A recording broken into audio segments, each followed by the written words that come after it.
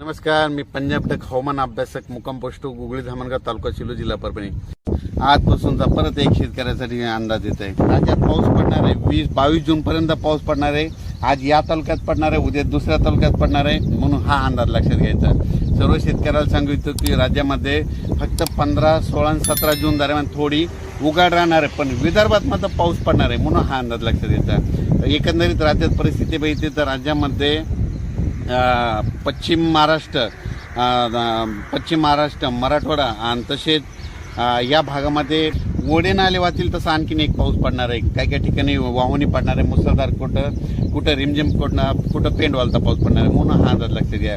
विदर्भातल्या सर्व शेतकऱ्यांसाठी आनंदाची बातमी, त्यामध्ये बऱ्याच ठिकाणी पावसाला सुरुवात होणार आहे आणि त्याच्यानंतर विदर्भामध्ये देखील पाऊस वाढत जाणार आहे आणि विदर्भाची शेतकऱ्याची पेरणी देखील ह्या 20 तारखेपर्यंत सुरू होणार आहे, म्हणून ही विदर्भात शेतकऱ्याची आनंदाची बातमी।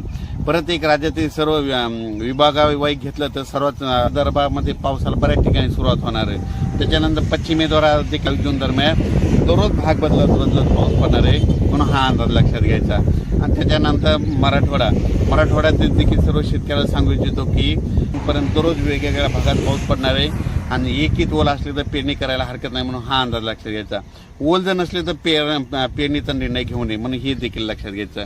त्याच्यानंतर सांगायचं झालं तर सोलापूर, सातारा, सांगली, नगर, नाशिक, धुळे, जळगाव, तसेच बुलढाणा, जालना, परभणी, अमरावती, अकोला, हिंगोली, वाशिम, नांदेड, लातूर, बीड या भागात देखील ह्या 3-4 दिवसामध्ये चांगला पाऊस पडणार आहे, म्हणून हा अंदाज लक्षात घ्यायचा।